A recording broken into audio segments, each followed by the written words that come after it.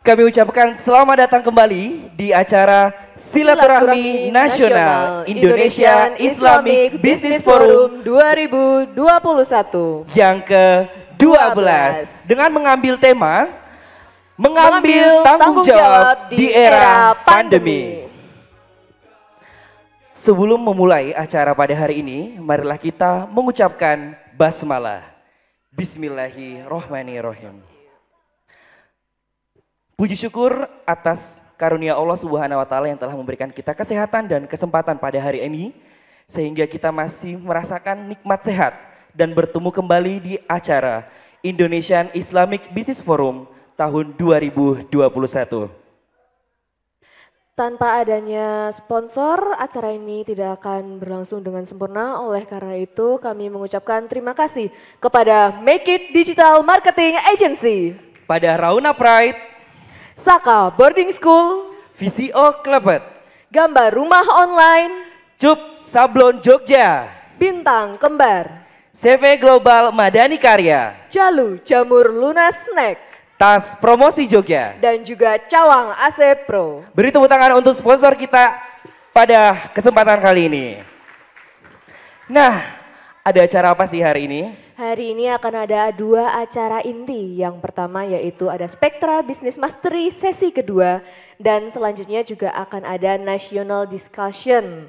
Untuk acara yang pertama yaitu Spektra Business Mastery akan dibawakan oleh Mas Kiki Mangrove sebagai pemandunya. Udah kangen belum sama Mas Kiki Mangrove-nya? Pasti udah lah. Pasti ya, udah kemarin ya. Seru banget ini pada dengerinnya. Oke, tidak lama lagi.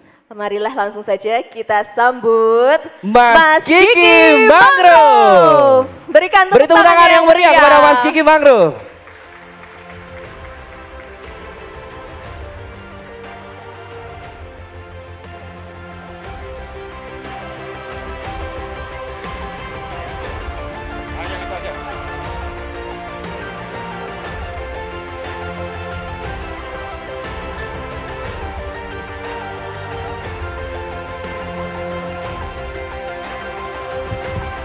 Cek, cash. Kalau IBF ngeceknya harus cash ya, cash. Berarti free cashnya banyak. Saya doain teman-teman semua free cashnya miliaran. Alhamdulillahirrabbilalamin. Allahumma sholli wa sallim ala sayyidina Muhammad wa ala sayyidina Muhammad. Assalamualaikum warahmatullahi wabarakatuh. Yang jawab salam saya doain masuk surga. Bisnisnya berkah dunia dan akhirat. Keluarganya sehat. Assalamualaikum warahmatullahi wabarakatuh. Oke, pintunya mungkin bisa ditutup aja, Pak Un.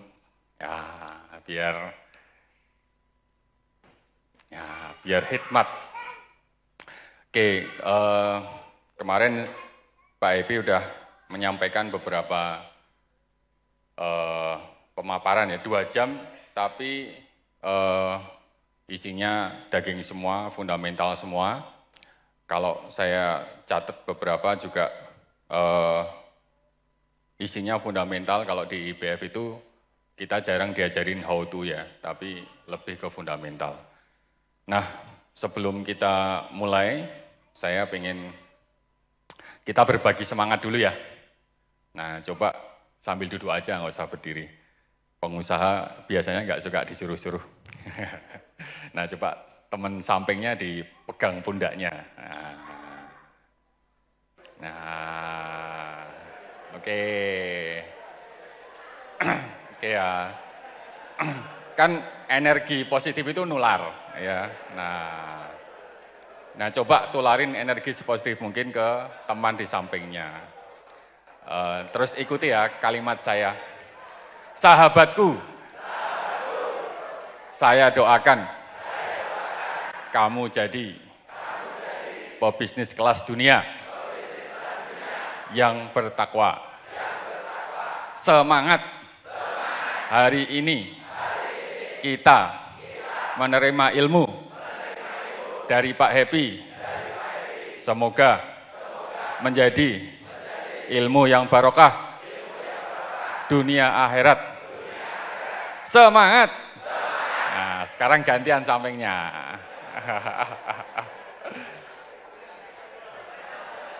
Oke. Sudah siap? Oke.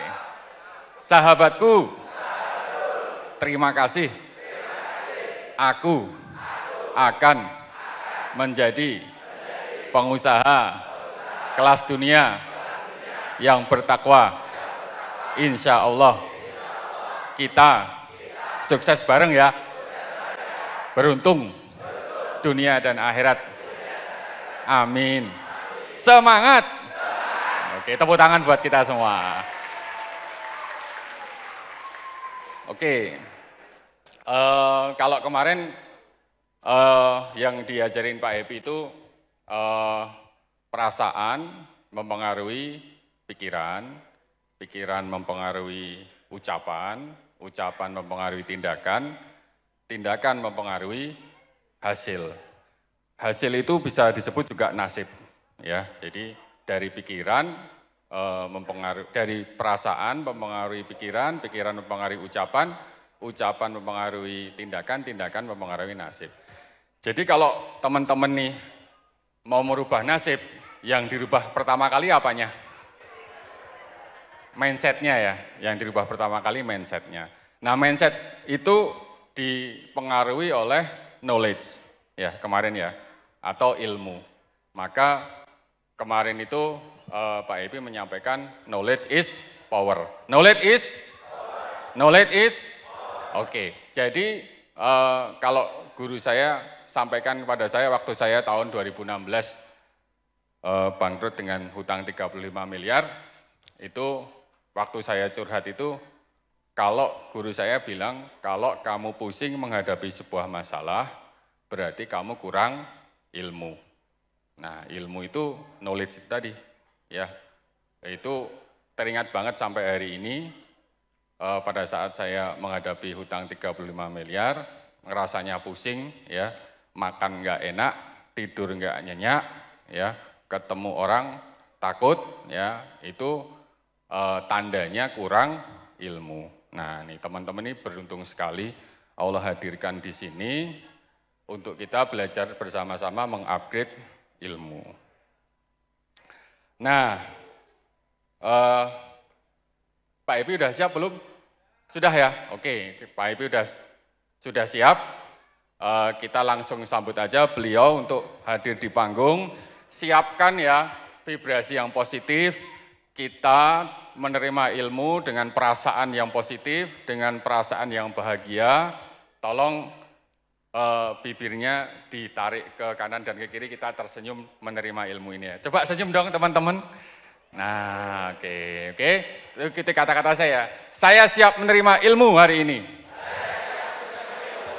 Bismillahirrahmanirrahim. Kita panggil bersama guru kita, presiden kita, pahlawan kita, Pak Happy Trenggono. Monggo Pak Happy.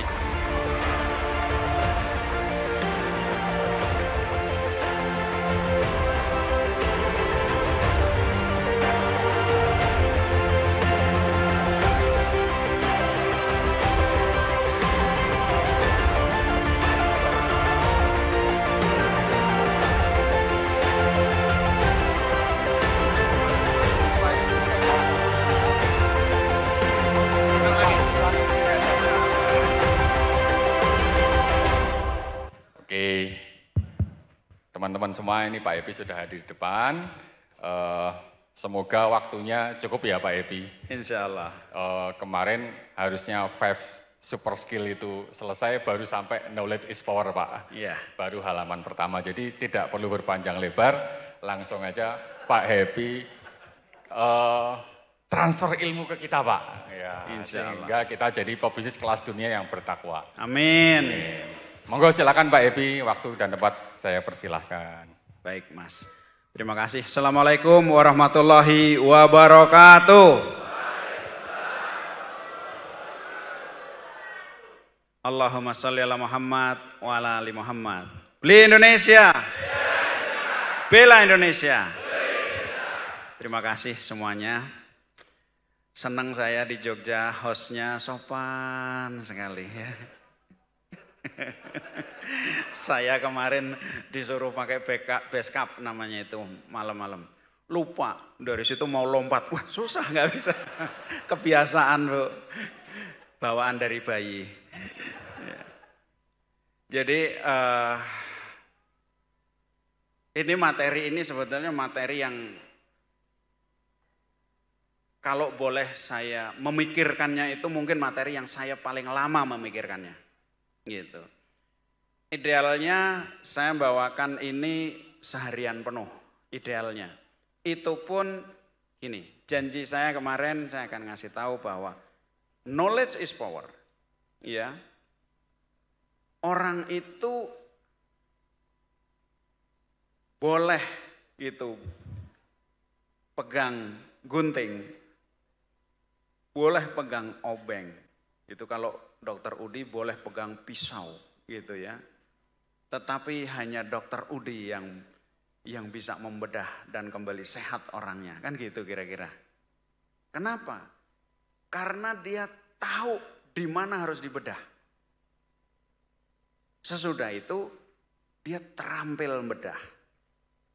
Saya ingin menunjukkan di mana yang harus dibedah. Bahwa terampil membedah mungkin ini adalah long life learning. Kita mesti belajar terus gitu. Jadi paling tidak Anda tahu kemana. Apa yang harus dicari. Pengejarannya kemana. Gitu.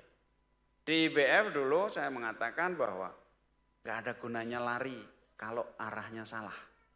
Gitu. Kalau cari Mojang Priangan ya di Bandung. Jangan di Medan. Ya. Kalau kita salah arah, nggak ada gunanya lari. Makin lari makin jauh. Gitu. Nah, saya minta cuma satu hal. Walaupun ini kita padatkan, ya, yang akan Anda dengar adalah hal-hal yang mungkin pernah Anda dengar. Gitu. Waktu kita 1,5 jam, ya, maksimal. Saya cuma minta satu aja. Open your mind, open your heart. Saya selalu percaya bahwa kalau kita itu ikhlas, ya, hidayah dekat sama kita. Maka Allah mengatakan, ikutilah orang-orang yang tidak mempersoalkan bayaran. Insya Allah kalian akan dapat petunjuk. Nah jadi rupanya yang namanya hidayah itu kuncinya adalah redo. Gitu. Ini yang kita doktrin kepada anak-anak IIBF. Gimana kamu itu mau ngajar kalau di otakmu itu bayaran, nggak bakal nyampe gitu. Akibatnya apa? Karena orang bayar, dia kelihatan dia harus jadi orang hebat gitu. Maka guru yang pengen kelihatan hebat, pelajarannya dibikin rumit. Wah, tebel. Hebatnya. Pak Winter ini guru. Kitanya bingung. Tetapi guru yang ingin muridnya hebat, pelajarannya dibuat sederhana.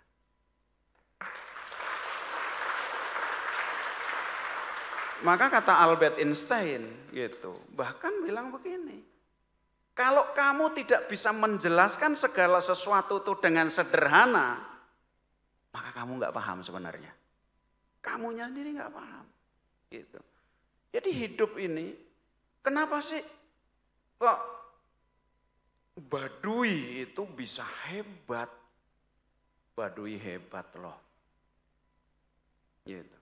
Kan dengan semua prinsip-prinsip yang sederhana. Orang asing nggak boleh masuk. Gitu. Itu yang namanya raja. Dia punya raja juga di sana, gitu.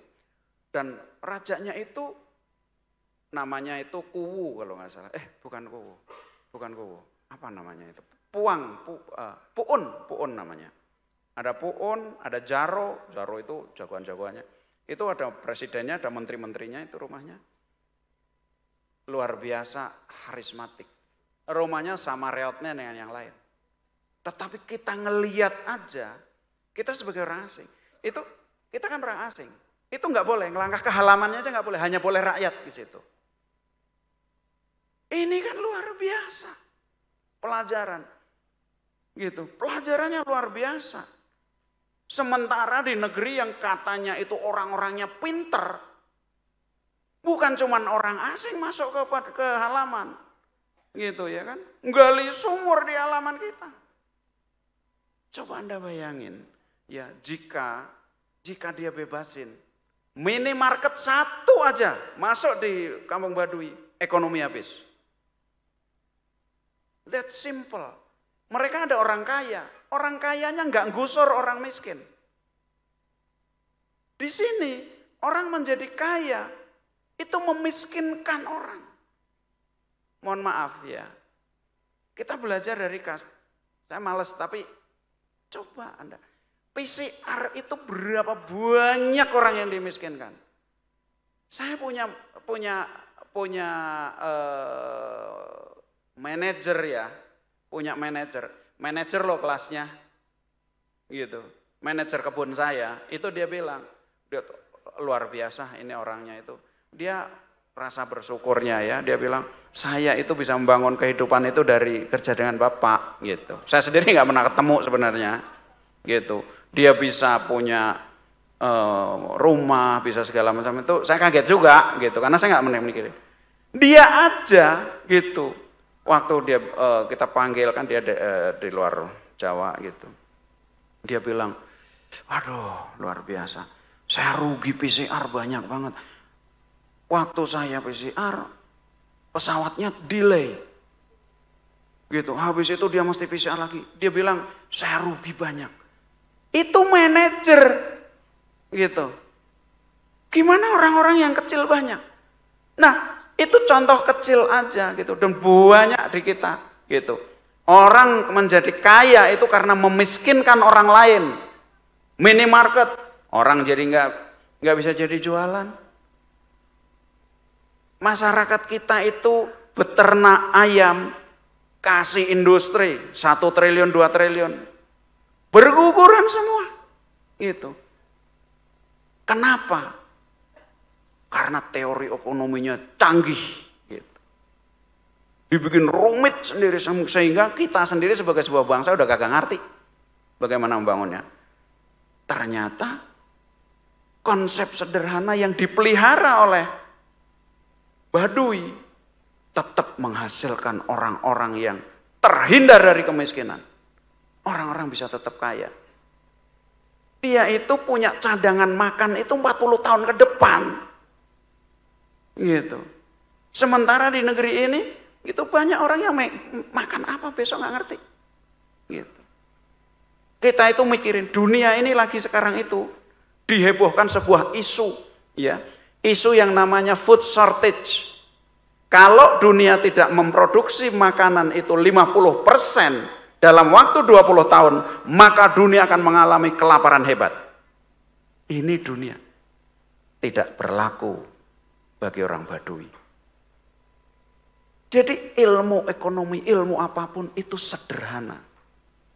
Makanya coba ya, gitu. Jadi konsep-konsep, kalau Anda perhatikan bagaimana Rasulullah menyampaikan sebuah konsep very powerful, very simple. Nggak ada, Rasulullah itu menjelasin sesuatu itu panjang lebar berhalaman-halaman, enggak. Kaya itu apa? Wahai Rasulullah, jawabannya, aku tidak sebut orang sebagai orang kaya karena hartanya. Aku sebut orang kaya karena jiwanya.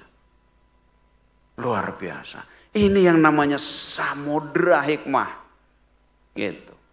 Nah maka di IBF kita peperangan saya, peperangan para pimpinan-pimpinan di sini, bagaimana kita mendeliver, bagaimana kita menyampaikan ini dengan sederhana. Nah syaratnya harus redo, gurunya mesti redo, makanya guru dilarang di IBF itu bayarannya piro? nggak berlaku. Gitu. Ada kita itu dipanggil keluar Jawa, udah tiketnya bayar sendiri. Gitu, habis itu kan, habis acara ngomongnya. Kalau IBF itu workshopnya itu kalau 3 hari, itu 3 hari itu sampai malam. Gitu. Mau sampai malam lagi, nanti tahajud lagi. Wah, nggak ada istilah. Coba Anda perhatikan workshop di tempat lain, gitu ya. Nanti ada jam 5 sore bubar, gitu. Nggak ada. IBF kenapa? Kita nggak punya waktu, gitu. Kita nggak punya kebanyakan waktu, gitu. Waktu itu kita optimalisasi. Udah gitu capeknya kayak apa itu yang namanya pembicara? Udah, karena udah bubar, hari ketiga makan-makan bareng. Begitu makan-makan bareng, panitianya yang ngomong sama saya. Kok ada yang bayarin, sopo? Pembicaranya yang bayarin. Luar biasa enggak? Ini IBF, jadi jangan tanya gitu ya kan? Gitu. Jadi kalau jadi pembicara di IBF kayak saya, kayak Mas Kiki, kayak Mas Muklis, insya Allah nggak usah dipikirin bayarannya. Kita nggak dimintain duit itu udah beruntung. Udah sebuah kemewahan tersendiri. Nah, gurunya insya Allah pada ikhlas gitu. Gurunya kalau nggak ikhlas bukan di IBF lah, enggak lah. Kagak ada duitnya.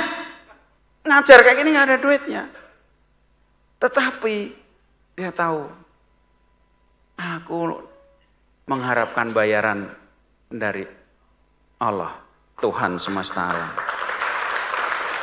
Semua nabi berbicara seperti itu. Semua nabi. Ini kan sebuah fasilitas yang luar biasa nih buat kita untuk meneladani kualitas para nabi. Ya kan? Kalau dibakar ya nggak tahan lah gitu. Nabi Yusuf ditahan, Anda baru dipanggil aja deg-degan gitu. Ya, nggak bisa, kita nggak, udahlah kita nyerah dulu aja. Nah, tapi ini nih. Nah, ini insya Allah ini menjadi kualitasnya para pengajar di IBF, para guru-guru semua, insya Allah. Ya, tapi nggak cukup nih. Gurunya redo nggak cukup, muridnya juga harus redo, yang dengerin juga harus redo. Kalau enggak dapet. Gitu. Jadi ceritanya Imam Al-Ghazali. Imam Al-Ghazali ini saya paling suka bukunya. Saya juga baca juga buku Al-Hikam. Ya, kalau buku Al-Hikam itu banyak berhentinya kita bacanya. Kok beda yang diomongin di depan ya? Makanya Al-Hikam itu disaroh, dibikin buku-buku oleh banyak kiai yang lain gitu. Tapi enggak cukup juga. Karena samudranya luar biasa. Jadi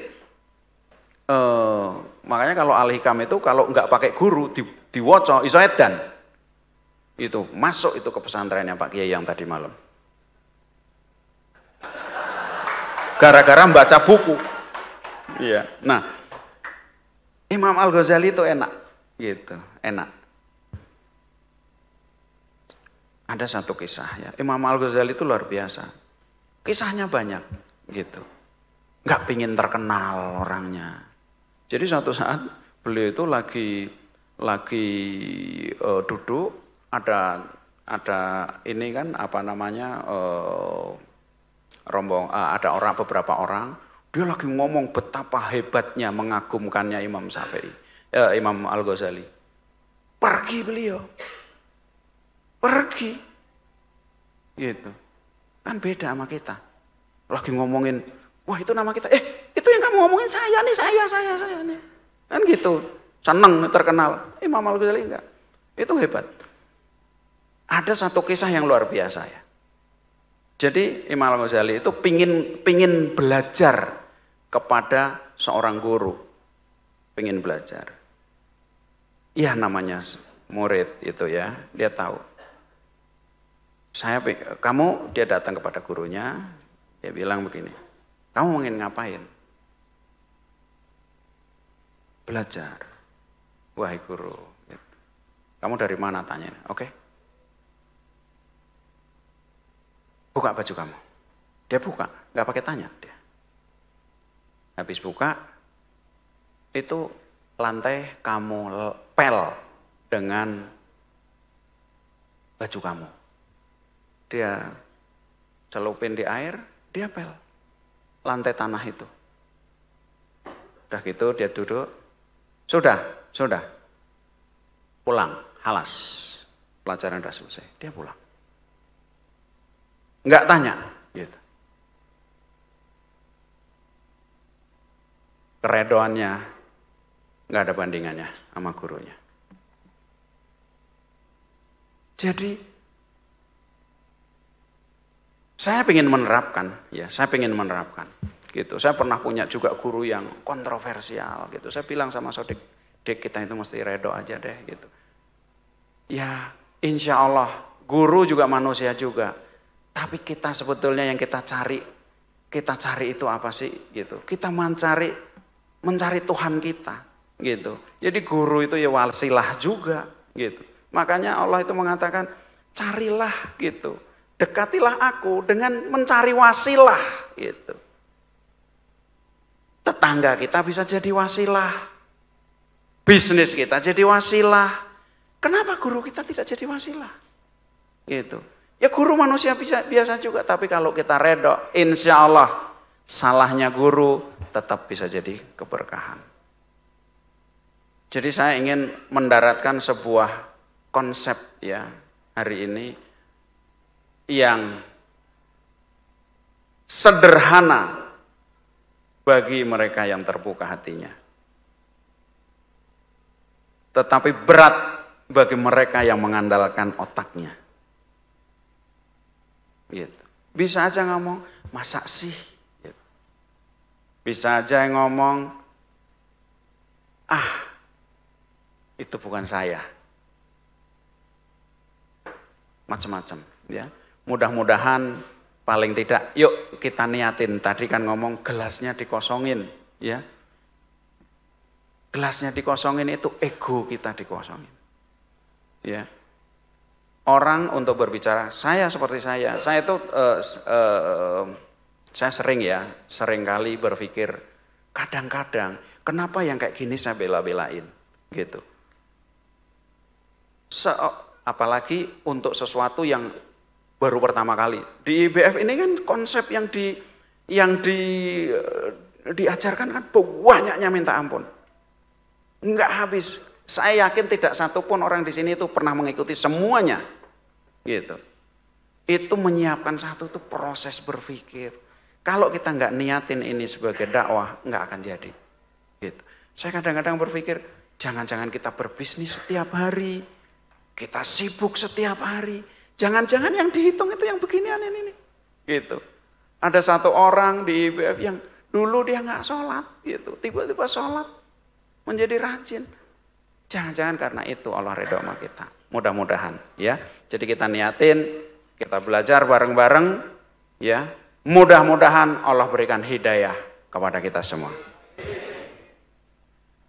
Jadi saya ingin padatkan, ya. Saya ingin padatkan, sebetulnya banyak hal-hal yang saya sampaikan itu dari pertanyaan. Saya banyak ngobrol, persoalan yang dihadapin oleh kader, pertanyaan-pertanyaan. Banyak orang-orang kritis gitu, yang suka tanya ini, ya kalau di sini itu ada Mas Rizal. Ini berdiri Mas Rizal. Ini luar biasa. Mungkin dia nggak merasa gitu, tetapi pertanyaannya dia itu menjadi note buat saya. Ada Rick, ada Erik, ada banyak Pak Jamhur. Oh Pak Jamhur ini gitu, bisa tengah malam tiba-tiba dia tanya gitu. Dan kalau Pak Jamhur kalau udah tanya, nanyanya pakai WA kan jawabnya harus pakai WA gitu kan. Pertanyaannya pendek gitu, minta jelaskan angel juga gitu ya kan. Tanya lagi, udah tak telepon aja gitu. Banyak gitu. Materi ini juga lahir dari pertanyaan. Jadi begini, saya itu lahir di Batang, ya. Batang itu dulu bagian dari Pekalongan. Pekalongan itu terkenal para pengusahanya. Ya. Banyak orang-orang besar di Pekalongan. Karyanya sampai hari ini juga banyak. Orang-orang yang legendaris di Pekalongan, orang yang kaya raya di Pekalongan. Ini ada orang Pekalongan mana? Dr. Rudi. Ya Mas Yuli orang mana? Batang, ya kan Batang Pekalongan lah. Ya. Pekalongan itu ada orang kaya namanya Pak Zaki, ya kan? Pak Junet dulu. Pak Junet itu ayahnya ya. Itu legendaris yang punya pabrik-pabrik. Ya Mas Wanto ya, Mas Wanto. Punya pabrik banyak. Terus siapa lagi ada orang-orang kaya? Ya? Iya. Pak Jamaluddin. Yang lain lagi? Legendaris ini. Masa aku legenda dianggapnya. Kalau di Batang itu ada siapa yang punya? Oh, Anda udah nggak kenal. Yang kebun-kebunnya itu saya beli dari beliau. Iya. Saya penerusnya. Ada satu hal yang menarik buat saya. Dari semua orang-orang yang kaya ini. Ada yang satu menarik dan itu menjadi inspirasi buat saya. Ya.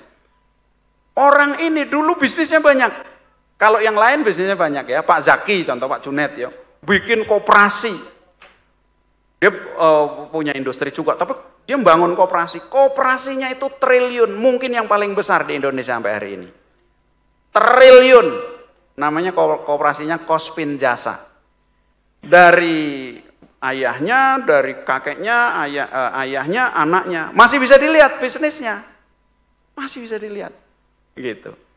Ada lagi, gitu, yang di Batang, itu udah nggak kelihatan bisnisnya, dijual satu persatu ketika generasi pertama, dia punya kapal, habis, dia punya pabrik. Habis, dia punya kebun habis. Salah satu, saya banyak kebunnya itu yang dikasih ke saya, ya dibelilah gitu ya. Tapi memang karena hubungan kedekatan juga, dia bilang bahwa saya pengennya dibeli oleh Mas Happy. Nah itu sering, saya dapat yang kayak gitu, sering banget.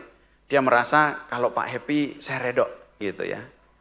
Tapi yang tipe kedua ini memang habis. Udah nggak kayak dulu lagi. Tapi ada satu pengusaha. Dulu bisnisnya luar biasa banget. Ya kalau saya ngomong tadi yang tipe 1 itu bisnisnya masih bisa kita lihat. Anak-anaknya dan masih berbisnis itu dan masih hebat. Yang tipe kedua ini bisnisnya dulu hebat, udah habis. Dan benar-benar udah nggak ada jejak. Udah nggak kelihatan gitu. Paling kalau ditanya, saya bekas orang kaya. Begitulah kira-kira. Kira-kira seperti itu. Yang menarik ini yang tiga. Menjadi inspirasi saya.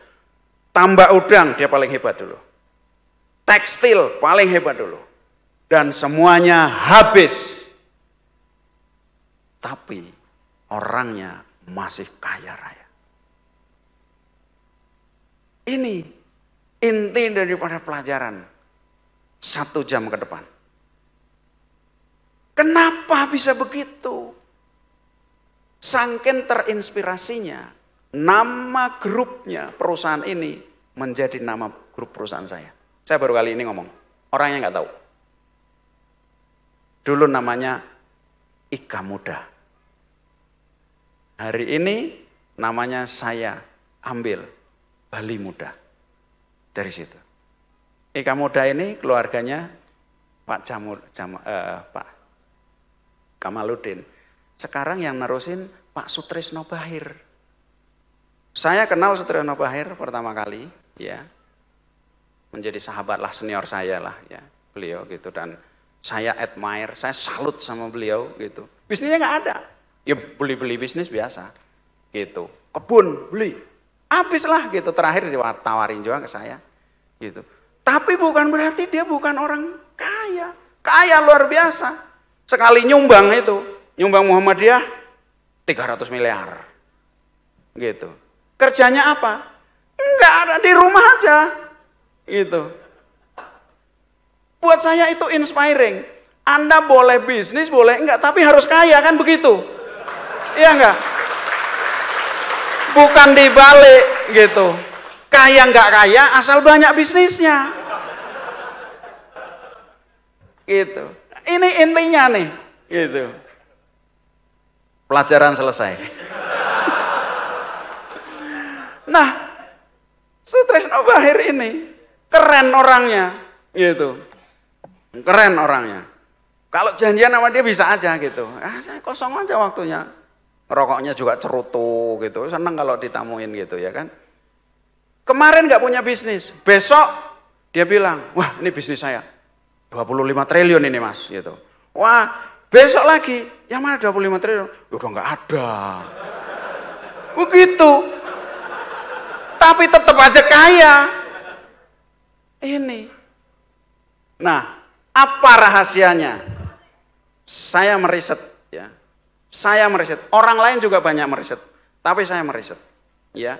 Ada beberapa istilah-istilah yang dipakai ini definisi saya sendiri. Ya. Mungkin berbeda dengan definisi orang lain, ya. Nah, kita buka satu-satu. Habis selesai ini nanti baru dibedah satu persatu. Yang pertama, nah ini challenge-nya begini. Kan kita mulai dari nol lagi deh gitu ya. Gimana kita itu, apa sih definisi kaya buat Anda? Kan beda-beda, iya enggak? Beda-beda, enggak kembar, enggak sama. Oh kalau saya 1 triliun, saya 2 triliun. Tapi coba yang agak menantang dikit. Kalau Anda ngomong, salesnya mau naik berapa? Pasti ngelihatnya yang kemarin kan, bener enggak? Bener nggak? Kemarin 1 miliar, ya 1,5 miliar itu udah mikirnya rumit gitu. Nah, challenge-nya begini, Anda tentukan dan lupakan yang kemarin. Berapapun kemarin gue nggak peduli, 10 tahun lagi saya harus begini. Ini challenge-nya. Dan itu yang dilakukan oleh Warren Buffett. Warren Buffett itu challenge-nya begini, gua umur 30 harus kaya raya, harus jadi milioner.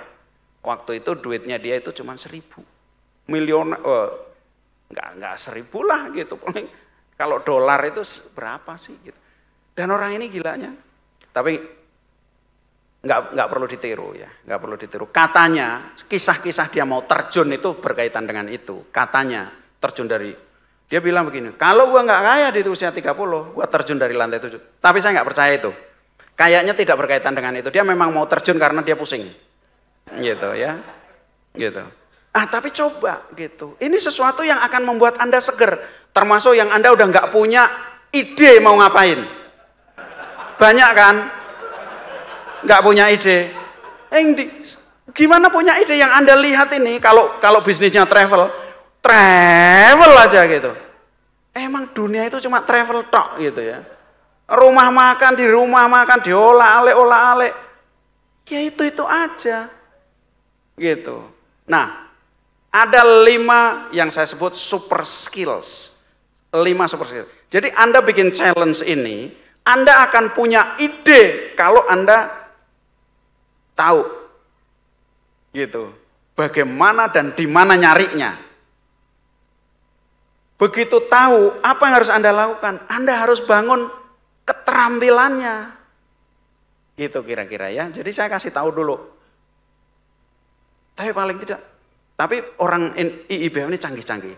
Saya pernah begini Bu, saya pernah ngasih seminar itu baru teaser aja, baru judulnya. Saya nanti akan melakukan, Pak itu tentang apa, saya jelasin sedikit.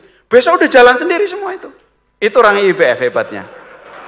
Cukup judulnya aja, dia dapat hidayah.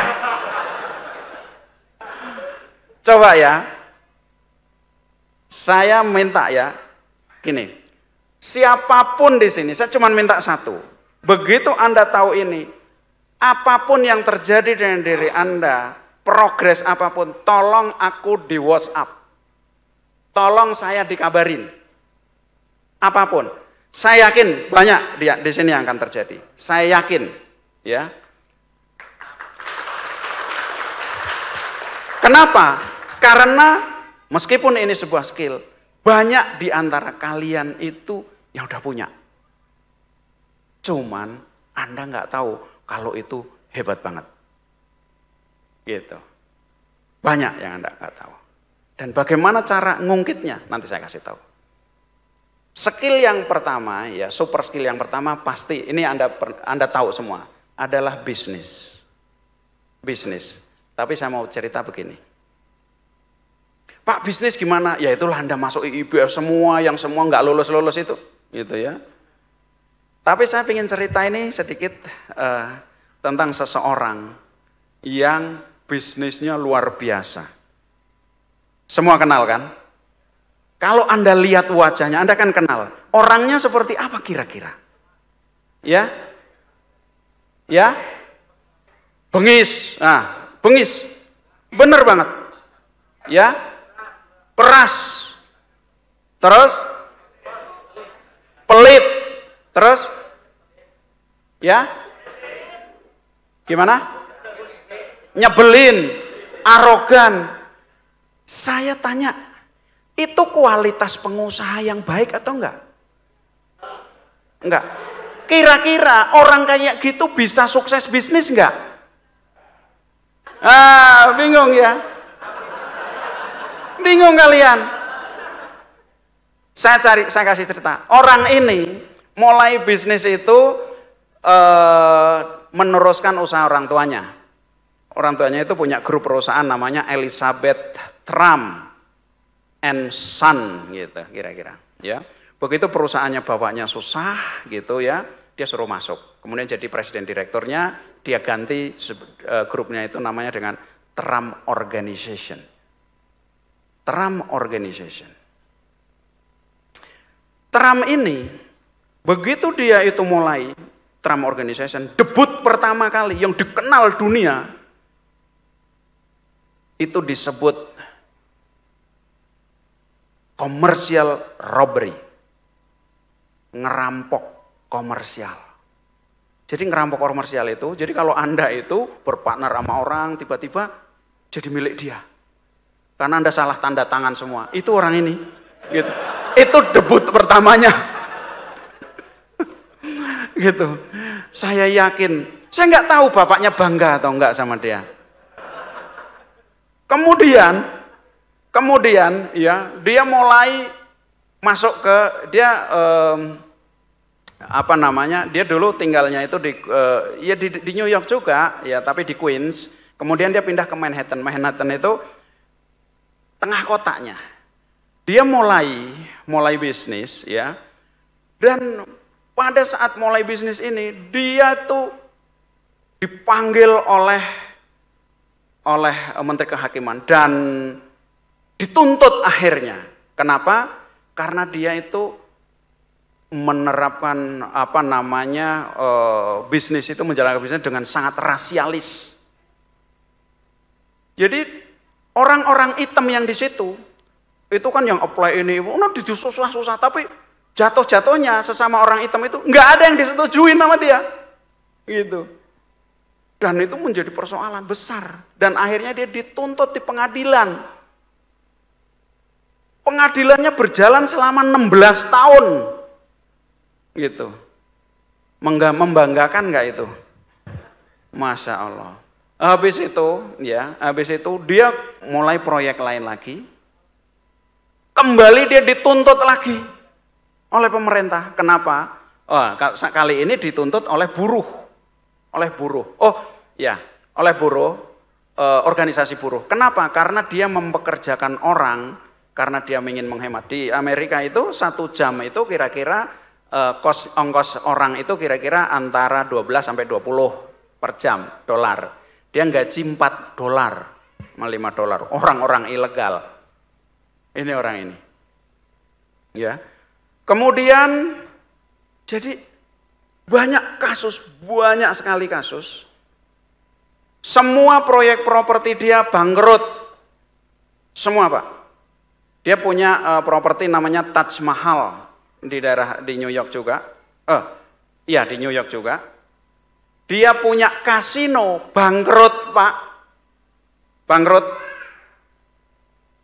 Dia punya resort. Resortnya itu namanya Tram Resort kalau nggak salah. Bangkrut Pak. Dia punya perusahaan penerbangan namanya pokoknya bangkrut. Dan dia punya, mungkin karena dia susah semua, ini bisnis kok susah semua gitu. Dia punya universitas namanya Tram University. Dulu mahasiswanya banyak Pak. Sekarang bangkrut Pak. Jadi nggak ada bisnisnya itu. Yang benar itu nggak ada. Dan orang ini pernah mempilotkan perusahaannya 6 kali Pak. 6 kali. Jadi semua record dia itu kalau Bapak baca beneran. Jangan baca bukunya yang dia tulis. Ya. Apprentice itu hebat kan? Itu yang membangkrutkan perusahaan juga. Gitu. Jadi di mana? Tram itu nggak ada tram bisnisnya yang benar, nggak ada Pak. Jangan percaya sama buku dia, nggak ada. Bapak baca riset sendiri, ya. Tanya, makanya ketika pemilihan presiden, kenapa kamu itu 6 kali mempilotkan loh Pak, orang mempilotkan bisnis itu, ya luar biasa Pak, gitu. Nggak boleh berbisnis, nggak boleh ini. Orang mempilotkan sekali dalam seumur hidup itu record sebetulnya. Ini bisa 6 kali. Masalahnya bukan di situ. Yang ingin saya sampaikan gini, orang yang model begini bisnisnya ancur-ancuran nipu orang. Ada lagi satu kasus waktu dia itu dengan Fred, ya. Dia punya grup namanya Fred and Tram. Dia dapat duit banyak. Kenapa? Karena Fred ini jago bobol bank. Nah, karena jago bobol bank, dia itu udah nggak boleh pinjem nama ini itu apa segala macam. Tapi dia tahu caranya. Begitu bergabung dia bilang, saya sukses sesudah bersama Fred. Bapak kebayang nggak sih orang kayak gini? Jadi debutnya luar biasa. Jadi kalau Bapak tadi ngomong peculas ini itu, begitu saya ngomong bisnisnya bisa sukses enggak? Anda bisa lihat sendiri. Enggak bohong. Tapi yang ingin saya sampaikan, lah orang yang bisnisnya ancur-ancuran, bisa jadi presiden Pak.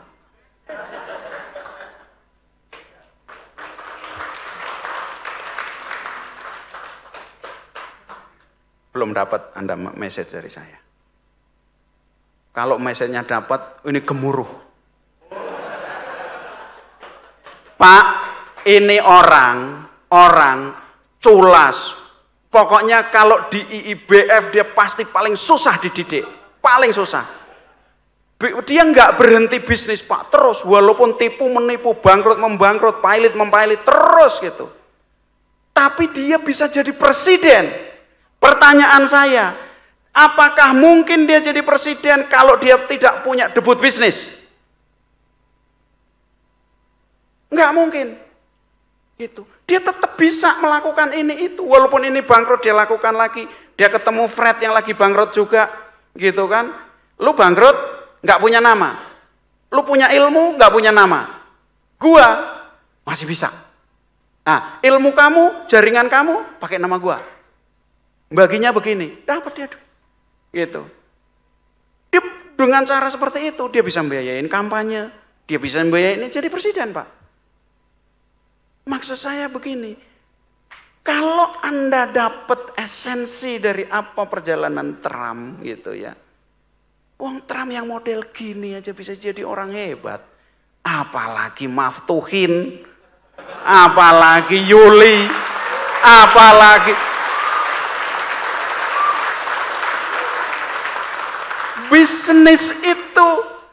bisnis itu Pak, ya. Makanya begini, orang mengatakan begini. Di dalam bisnis, Anda dibayar dengan 2 koin. Dibayar dengan 2 koin. Satu adalah uang. Yang kedua adalah experience. Anda ambil yang kedua dulu. Duit bakal ngikut. Dapatnya dari mana? Let's see the journey. Gitu. Makanya jangan pernah bertobat menjadi pebisnis. Jangan pernah bertobat. Ada orang yang hebat banget, kekayaannya luar biasa, gitu ya. Dan dia mendonasikan 99%, gitu. Nanti saya akan sedikit cerita tentang dia. Namanya Warren Buffett. Warren Buffett mengatakan begini, saya tidak pernah bisa menjadi investor sukses kalau saya nggak pernah tahu bisnis. Sebetulnya dia juga bilang, saya nggak akan bisa jadi pebisnis kalau saya nggak jadi investor yang hebat, gitu. Jadi bisnis, jadi apa yang Anda lakukan hari ini itu udah benar, gitu. Jangan pernah menyerah. Kadang-kadang menyerah dalam bisnis bukan harus ngotot dalam bisnis itu. Iya, kadang-kadang bisnis mesti kita tinggalin juga. Ngapain lagi kalau bisnis itu nggak worth it, gitu ya kan? Cari pengalaman, gitu. Cari pengalaman. Pokoknya stay tune menjadi pebisnis. Insya Allah, mudah-mudahan. Ya maftuhin, cita-cita jadi wali kota bisa diwujudkan. Ya. Cita-cita jadi gubernur diwujudkan. Bangun bisnis Anda sendiri. Ya, bangun bisnis Anda sendiri. Itu yang pertama. Skill yang kedua, ya ini lewat aja. Skill yang kedua, ini adalah buy and sell business. Sebentar, sebelum saya teruskan ada yang mau tanya enggak? Monggo, silakan. Tadi kan ilmu itu datang dari diskusi dan bertanya ya Pak Epi ya. Ya. Nah, monggo ini Pak Epi mempersilahkan kalau ada yang mau tanya. Ya, monggo. Monggo Mas. Sebutkan nama, dari mana, dan pertanyaannya apa. Assalamualaikum warahmatullahi wabarakatuh. Waalaikumsalam warahmatullahi wabarakatuh. Perkenalkan, nama saya Aufa Abdurrahman dari IBF Mojokerto, Pak Happy. Ya. Yang ingin saya tanyakan, dari penjelasan Pak Happy tadi, Trump itu selain karena keturunan, juga dibentuk oleh backgroundnya yang keras, akhirnya dia culas, mungkin itu ya. Akhirnya dia? Culas dan lain sebagainya, hingga dia jadi pemain yang ulung lah. Kan seperti pepatah, nahkoda yang baik, yang handal tidak akan bisa dibilang hebat jika dia tidak melampaui ombak.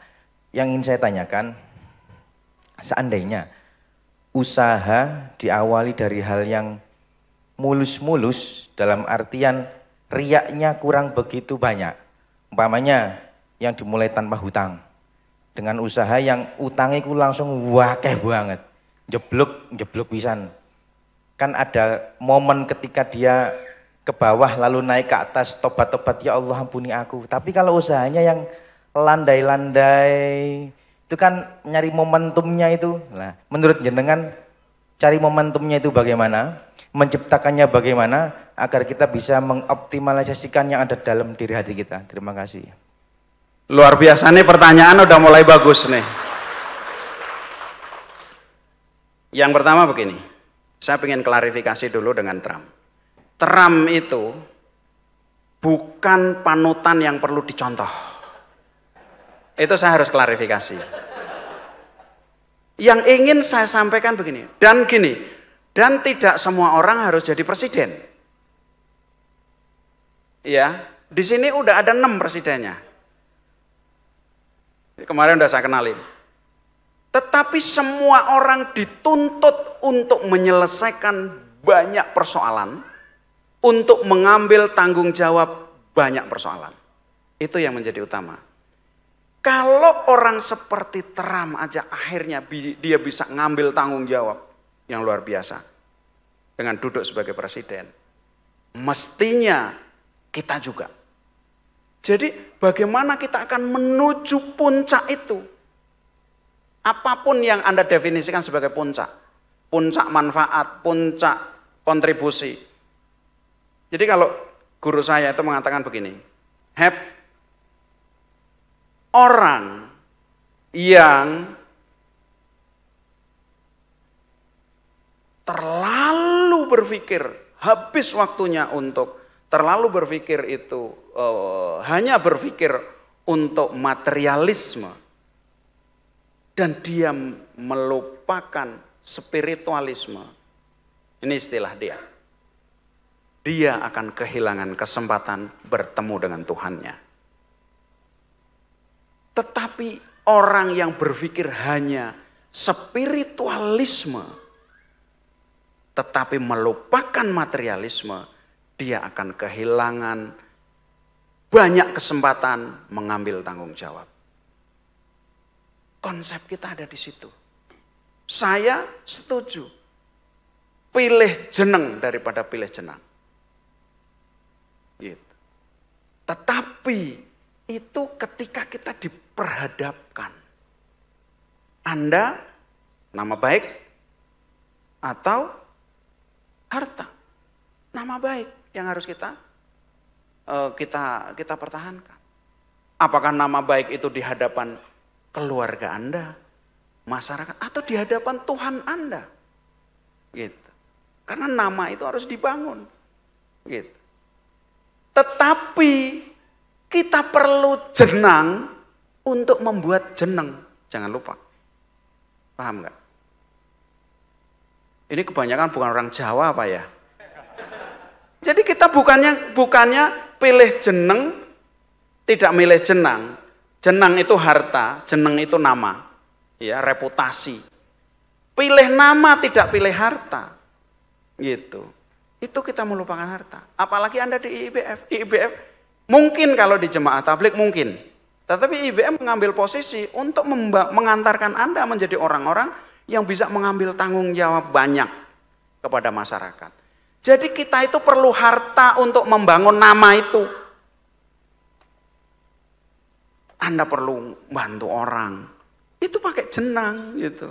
Nggak bisa pakai jeneng aja, nggak bisa. Gitu. Kita perlu banyak.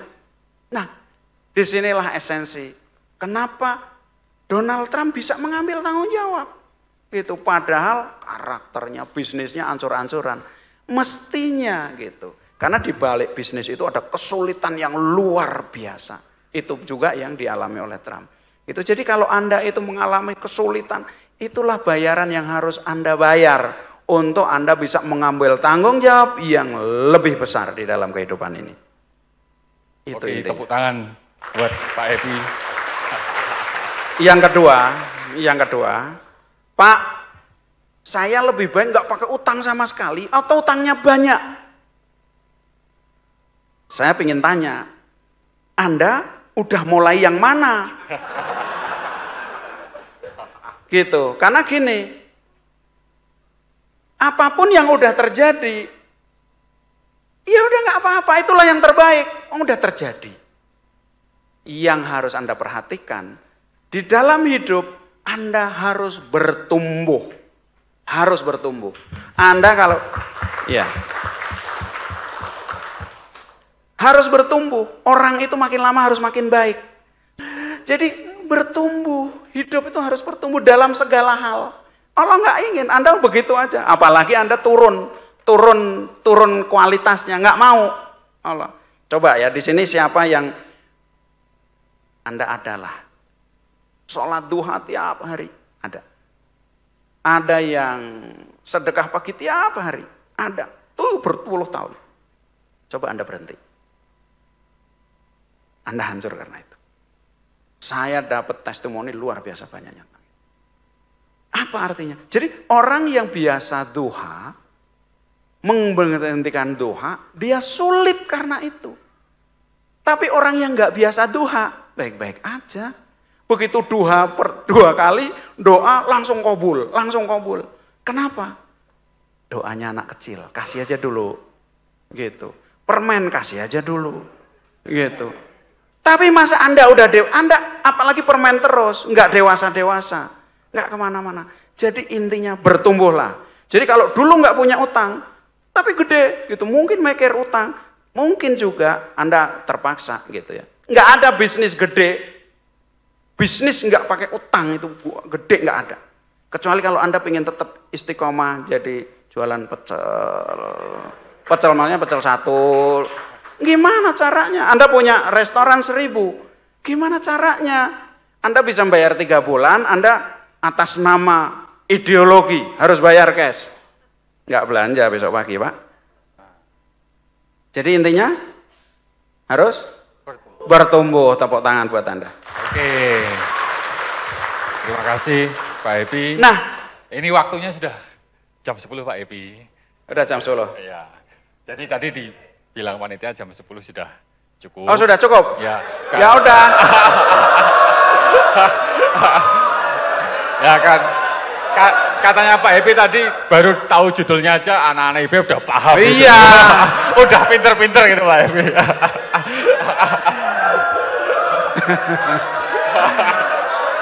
Oke. Setengah jam lagi ya. Oke, biar semangat kita tepuk tangan dulu ya. Beli Indonesia. Bela Indonesia. Gimana nih Mas? Aku kalau sama Mas Muklis itu aku mesti izin dulu ini. Oh, kalau enggak aku nanti disuruh pakai beskap lagi pulang ke Jakarta, repot saya. Oke, setengah jam lagi Pak Epi. Oke, siap. Oke. Hal yang kedua, jadi gini, saya bicara bertumbuh. Dan pembicaraan hari ini bertumbuh secara eksponensial. Kalau bertumbuh secara eksponensial, Anda nggak bisa berbicara tentang past tense, tentang yang kemarin, nggak bisa.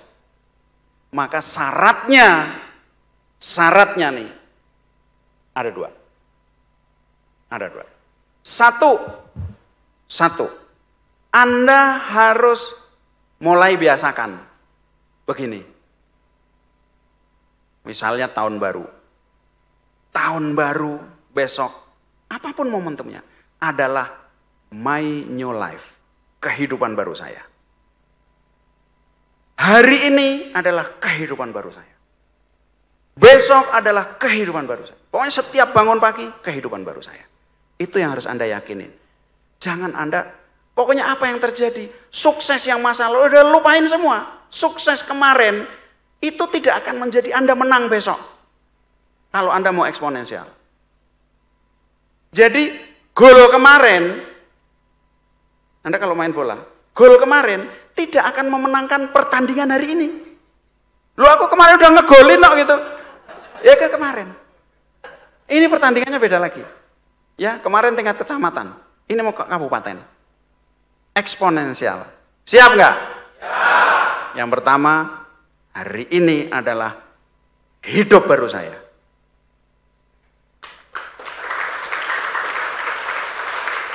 Yang kedua, nah hari ini adalah hidup baru saya. Artinya begini. Saya untuk sukses saya nggak nunggu apapun. Nggak ada, oh saya nanti akan begini kalau sudah begini. Nggak berlaku itu. Saya maunya sekarang, semua saya udah punya. Yang nggak punya akan datang. Itu aja. Aku belum punya, aku tuh pengen punya pompa bensin. Tapi aku, zaman dulu ini zaman dulu. Sekarang pompa bensin nggak ada duitnya. Ya, apalah, kira-kira apa? Yang hebat buat Anda, apa Mas? Yang hebat buat Anda, kira-kira? Apa? Saya pengen tapi kira hebat itu loh. Apa? Lah aku takon karo dekne. Jangan didikte. Apa Mas kira-kira? Kalau menurut saya impian Pak ya. Itu punya karo mikir ya, bukan terus. Usaha PLTU atau pembangkit listrik tenaga. PLTU. Iya. Kita doain, amin ya. Amin. Jadi Anda sekarang punya apa? Saya masih usahanya di bidang F&B, Pak. Iya. Aduh banget gitu ya. Waduh banget, Pak. Aduh banget. Enggak apa-apa. Anda harus meyakini aku siap. Gitu. Kita kan challenge-nya 10 tahun, Mas. Masih ada waktu untuk bernapas, tenang aja ya. 10 tahun ya. Mudah-mudahan 5 tahun tembus. Amin, ya. Amin. Enggak ada yang ditunggu. Yang Anda tunggu, modal akan datang, ya. Insya Allah. Yang kedua tadi keinginannya mesti jelas. Mesti jelas. Kalau keinginannya enggak jelas, nanti banyak saya kasih contoh ya. Saya kasih contoh. Orang yang keinginannya enggak jelas, waduh. Semua lewat, karena kesempatan itu sebetulnya ada. Hari ini itu ada. Cuman kita nggak tahu kita itu pingin itu atau tidak. Karena kita tidak pernah mendefinisikannya. Nah yang kedua ini mulai hebat nih. Skill yang kedua itu mulai hebat. Yang kedua itu adalah buy and sell business. Beli bisnis. Punya bisnis itu, ya kalau Anda PLTU misalnya, punya bisnis itu kan bisa bangun sendiri, benar nggak? Mulai sendiri, ngurus izin, ini itu. Kalau restoran ya, cari lokasi, ya kan? Kemudian promosi, cari customer. Kalau kontraktor ya mesti keliling satu persatu, pokoknya ribet lah. Jadi memulai bisnis, membangun bisnis sendiri itu adalah pilihan punya bisnis yang paling sulit. Paling berat. Nah, yang kedua pilihannya adalah beli. Semua orang di dunia, orang kaya di dunia, perusahaan-perusahaan hebat melakukan ini. Kalau saya bilang, Anda pernah bilang, akuisisi itu bisa termasuk buy bisnis, bisa tidak. Makanya buy bisnis. Ya. Ini contoh, Mas. Ini kalau saya ke New York ya, anak saya sekolah di New York, gitu. Bahkan sampai sekarang pun saya masih mengikuti website situs-situs tertentu. Ada banyak bisnis yang dijual. Ini contoh restoran lah yang kita sangat familiar. Ini Mas, restoran yang kayak gini dibeli itu, dijual itu di New York itu banyaknya minta ampun. Dia minta 299.000 US ya, sekitar berapa itu? 3,7 miliar lah ya. Cash flow-nya 120.000. Kira-kira 2 tahun BEP lah. Restoran ini udah berapa puluh tahun? 18 tahun. 18 tahun lah, insya Allah nggak salah ya. Itu restoran yang satunya 280. Restoran yang harganya 100.000, 50.000 banyak banget. Banyak banget. Dan cash flow itu duit yang masuk ke kita. Ya. Itu 75.000. Saya pengen tanya. Kalau saya mau punya bisnis restoran gitu ya. Bikin sendiri sama beli, gampangan mana? Beli. Murahan mana? Murahan bikin atau beli? Bikin. Murahan beli atau bikin? Dalam banyak hal enggak pernah murahan beli, kecuali keadaan tertentu. Memang kita pingin banget ya, kan gini, oh ya, bisnis itu, harga bisnis itu enggak ada yang tahu. Ada patokannya, tapi enggak ada yang bisa menentukan. Yang bisa menentukan hanya pembeli. Ini keahlian yang luar biasa dahsyat. Luar biasa dahsyat. Semua bisnis, kalau Anda beli emas, hari ini beli, besok Anda jual, kalau dia naik, paling naiknya berapa sih? Iya kan? Tapi kalau bisnis, hari ini Anda beli 1 miliar, besok pagi, itu bisa Anda jual, itu bisa 30 miliar. Bisa 20 miliar. Gitu. Cara membiayainya luar biasa banyak. Kenapa kita harus membeli bisnis terus? Next. Sudah ada jejak hasil dan bisa diprediksi ke depan. Saya ingin bacain nomor 8 dulu. Kalau kita beli bisnis nih ya, kalau bikin bisnis, berapa modal yang Anda butuhkan? 80% nggak bisa diprediksi. Kalau bisnis benar-benar baru. Kecuali Anda cabang baru ya, kalau franchise mungkin bisa. Karena udah terbentuk, udah tahu. Tapi kalau benar-benar baru, restoran baru dalam banyak hal nggak bisa diprediksi. Berapa modal yang Anda butuhkan? Ada satu bisnis yang saya rencananya itu 10 miliar, saya sampai 21 miliar itu masih rugi. Gitu. Kalau beli bisnis, hari ini Anda tahu harganya. 10 miliar misalnya, ya. 10 miliar, itu pasti 10 miliar. Besok pagi Anda dapat hasilnya. Itu bisnis. Udah ada rekam jejak, ada tim yang terlatih. Timnya Anda nggak usah ngerekrut lagi. Ngerekrut orang setengah mati, Pak. Anda udah punya customer, nyari customer paling susah. Ini orang udah datang, gitu. Kalau sekolahan ya udah punya murid, ya kan? Kalau supplier udah kenal supplier. Oh biasanya yang ini utang kita dikasih waktu 30 hari, yang ini 60 hari, ya. Ada perizinan, dilatih orang-orang yang ahli dan pembiayaan. Jadi pembiayaan bisnis itu Anda bisa gini, kan pengennya nggak pakai duit sama sekali ya. Iya. Sebetulnya harus pakai duit. Cuman nggak harus duit Anda gitu. Itu maksudnya kan. Satu gitu. Anda kalau bikin bisnis baru bisa utang bank nggak? Iya, kalau enggak paling ya yang lain yang utang bisnisnya itu diminta. Pembiayaan nih, bayar bisnisnya ya. Ini yang canggihnya begini. Satu itu bisa pakai leverage funding dari financial institution bank lah misalnya, ya kan? Macam-macam. Yang kedua dari supplier lah misalnya. Kalau canggih, Anda bilang ini bisnis kita mau ini, kita mau take over, Anda mau nggak? Gitu. Ikut membiayai dalam bentuk inventory, dalam bentuk bisa aja. Gitu.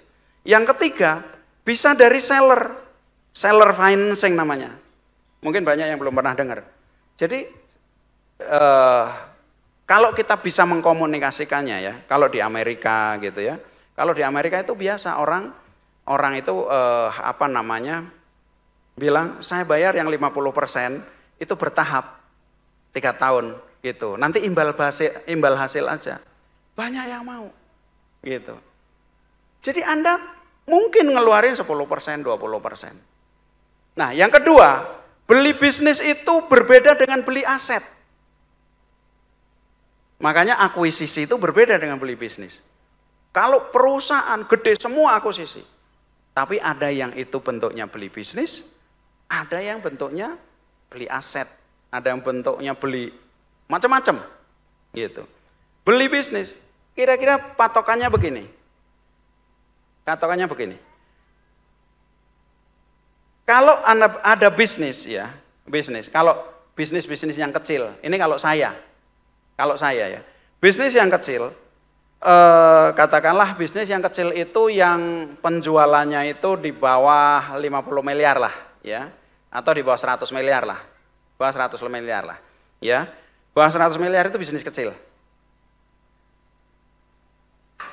Iya, yang gede PLTU tadi mas, ya, misalnya 100 miliar, salesnya ini ya, dia EBITDA-nya berapa? Nah, EBITDA ya. Jadi kita mesti tahu untung dia berapa. Di dalam banyak hal, yang punya nggak tahu untungnya berapa. Makanya kalau tadi itu ada tulisannya cash flow, ada EBITDA. EBITDA itu keuntungan sebelum kita bayar bunga, ini kalau ada bunga depresiasi gitu ya. Itu keuntungannya berapa? Biasanya bisnis-bisnis kecil itu, keuangan keluarga itu masuk di dalamnya. Nah, itu yang kita coret-coretin. Add back namanya. Nah, itu yang disebut cash flow. Cash flow dia berapa? Kalau bisnis ini menghasilkan duit net itu katakanlah 30M setahun, saya kaliin 3. Ini maksimal. Jadi saya akan bayar 90 miliar. Gitu kira-kira. Orang walaupun dia itu asetnya 150, saya nggak mau bayar ini. Saya nggak pernah mau bayar ini. Ada Ustadz Farid nggak? Saya sama Ustadz Farid gitu ya. Saya cuma ngeliat ini aja. Gitu. Waktu itu kita lagi ngelatih Ustadz Farid lah waktu itu ya. Pak Happy ini saya dipaksa-paksa untuk beli gitu, sekolahan. Asetnya 45 miliar mas. Gitu. Saya bilang, Tat, aku kayak ini. Wah, tapi ini teman-teman ini kalau yang kenal-kenalin itu minta mobil dan sebagainya. Ya udah nanti saya beliin. Yang penting dibeli dulu. Akhirnya saya beliin pakai duitnya dia juga, gitu. Pakai duit dia juga. Jadi nggak pakai duit. Bagaimana kalau asetnya itu cuma 20 miliar? Ininya 30 miliar. Ada juga banyak. Anda punya kesempatan untuk bisa lebih turun lagi dari 90 miliar. Padahal 90 miliar praktis itu mesin duit buat Anda. Kalau Anda bayar duit itu pakai duit cash, 3 tahun nggak sampai 3 tahun itu udah balik. Padahal kita nggak pakai duit sendiri, Mas. Gitu. Jadi banyak hal yang bisa dilakukan dalam beli bisnis itu. Pertanyaannya, emang ada Pak yang mau jual bisnis? Ada Pak ya orang yang mau ngutangin, seller financing, ada nggak? Benar nggak? Siapa kira-kira orang-orang yang mau jual bisnis? Jadi di Indonesia ya, di Amerika, negara-negara maju itu karena budaya jual dan beli bisnis itu sudah menjadi budaya masyarakat, maka banyak yang terpublish. Di Indonesia tidak terpublish. Perusahaan-perusahaan yang orang nggak tahu mau jual, dia banyak tutup. Makanya di Indonesia nyari susah. Maka kalau kita itu mau mendengarkan, mau mencari, dia mulai muncul satu persatu. Saya setiap hari masih ditawarin kebun sawit yang mau dijual, tiap hari masih. Gitu. Bagi orang-orang batu bara, mungkin banyak tiap hari. Nah, siapa orang yang mau jual? Ini orang-orang yang mau jual bisnis, kira-kira. Bahwa semua bisnis itu sebetulnya untuk dijual. Mana Mas slide-nya? Terus satunya lagi. Pemilik udah capek. Banyak nggak pemilik yang udah capek? Banyak. Tinggal nyari. Dia mau pensiun dari bisnis. Banyak nggak? Banyak. Sakit atau lanjut usia? Aduh, saya itu udah ketemu orang banyak banget nih. Pindah keluar daerah, tekanan utang.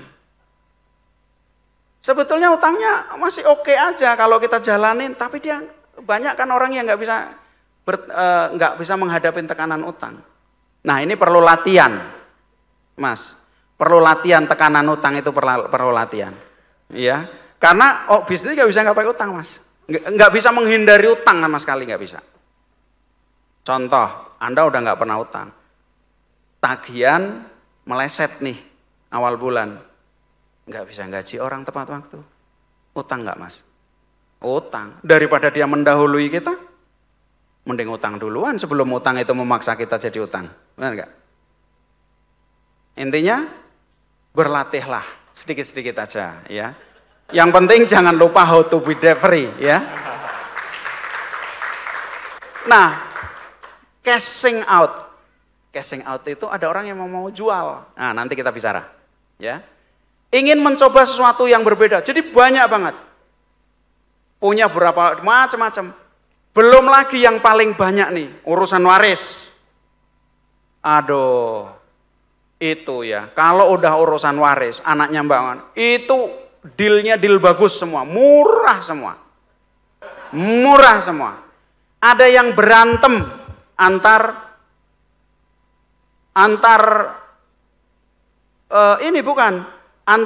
pemegang saham. Ada banyak banget. Yang penting coba Anda mulai pasang telinga, mulai ngomong, aku pengen tuku sekolahan. Coba Anda bilang, aku pengen tuku sekolahan, ngomong sama teman-temannya, besok banyak tawaran, banyak banget. Nanti ada lagi. Bukan berarti setiap tawaran itu harus dibeli. Anda beli yang sesuai dengan kriteria Anda. Gitu. Ini saya kasih contoh nih. Saya kasih contoh yang nggak jadi ya. Rumah sakit Agisna, ada nggak dari Cilacap yang dari Purwokerto yang dulu nganter saya ke sini? Mas Bagdo dulu ya, ikut ya ke sini ya. Ini luar biasa bisnis ini. Murah. Kenapa? Karena rumah sakit itu ya tarifnya kan sama. BPJS mau di Jakarta mau di Purwokerto sama. Tetapi harga rumah sakit di Jakarta sama di Purwokerto kan beda. Benar nggak? Jadi lebih gampang menegosiasi orang Purwokerto. Keuntungannya kalau nggak salah setahun itu sekitar 7 miliar. Kalau nggak salah, saya lupa. Tapi banyak lah yang pasti. Dia mau jual deal dengan saya. Proses berulang-ulang. Deal dengan saya 15 miliar. Keren nggak Mas? Ini bisa sama sekali nggak pakai duit. Gitu. Bisa sama sekali. Apalagi kalau Anda udah siapin, Anda punya teman bank misalnya. Ya. Atau kalau Anda mau talangin dulu lah, tak bayar dulu. Atau Anda cuman punya 7 miliar.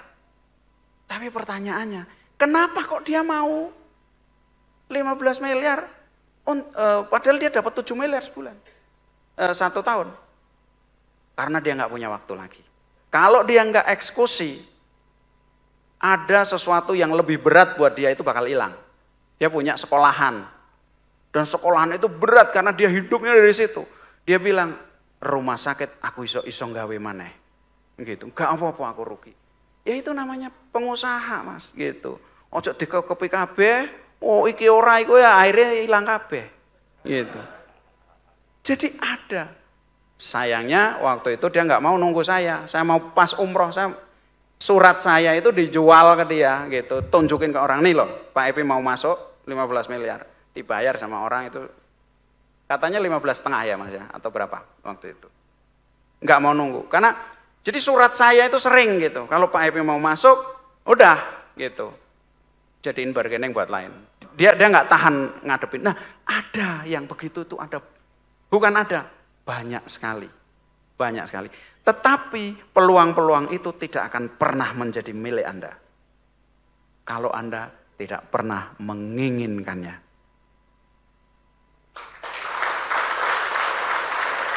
Saya kasih contoh lagi, satu lagi, ini.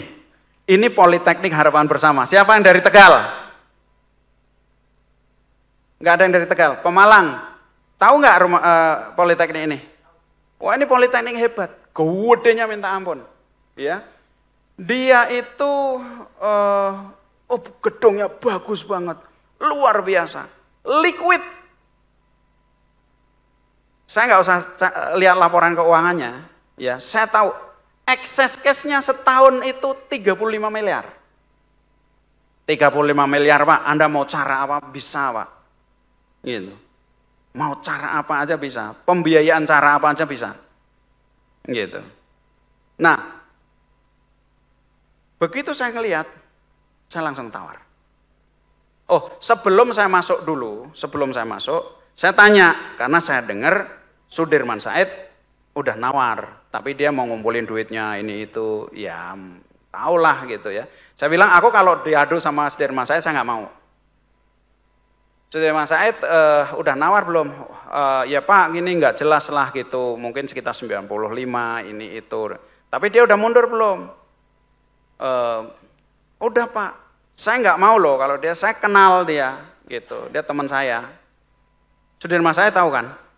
Kalau nggak salah pernah jadi menteri dia. Kalau nggak salah, ya. Begitu pulang dari situ di jalan saya WhatsApp. Aku mau bayar 110 miliar. Gitu. Nah, saya bilang saya kasih DP-nya 70 dulu, baru saya rapi. Ya kan mesti pindah ini itu baru 30, baru 40-nya.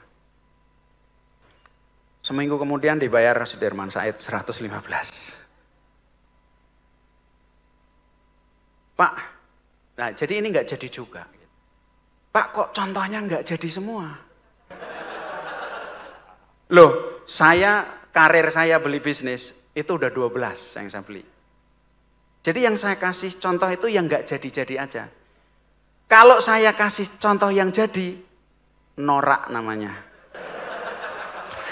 Ya, norak. Maksudnya yang kayak gini banyak banget. Saya banyak banget di Kediri, ada nggak Kediri?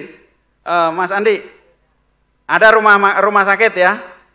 Cuman satu gitu. Wah itu bagus rumah sakit ibu dan anak, ya, gitu. Rumah sakit ibu dan anak. Saya ketemu sama yang punya Frans, gitu. Itu bagus semua, financially bagus semua. Cuman dia nggak masuk kriteria saya. Pak Epi, sudah setengah 11 Pak Epi. Oke. Ya, padahal ini yang dua ini udah biasa saya sampaikan. Yang tiga itu nggak pernah. Tapi waktu jualah yang memisahkan kita. Insya Allah kita ini gini, Mas. Ini menjadi utangnya Mas Mas Muklis. Tolong ini kan harus tuntas, Mas. Jadi Anda adakan dan ini orang ini mesti harus digratisin semua ini. Ya. Ya. Terima kasih. Apapun itu insya Allah mudah-mudahan Allah berikan hidayah kepada kita semua. Amin. Ya. Dan saya doakan semoga begitu pulang semua menemukan kehidupan baru yang menakjubkan buat kalian semua. Bela Indonesia. Bela Indonesia. Bela Indonesia. Billahi taufiq wal hidayah. Assalamualaikum warahmatullahi wabarakatuh. Waalaikumsalam warahmatullahi wabarakatuh. Terima kasih Pak Epi ilmunya. Mohon maaf teman-teman ya, materinya belum tuntas. Karena tadi bocorannya ini sebenarnya materinya 6 hari ya Pak Epi harusnya. 6 hari 5 malam ya, 7 malam Pak Epi. Ya, oke, gitu. Acara selanjutnya saya serahkan kepada MC. Terima kasih teman-teman perhatiannya. Bila ada kekurangan, saya ucapkan mohon maaf. Terima kasih. Assalamualaikum warahmatullahi wabarakatuh. Monggo silakan. Waalaikumsalam warahmatullahi wabarakatuh. Beri tepuk tangan yang meriah buat Mas Kiki Magro.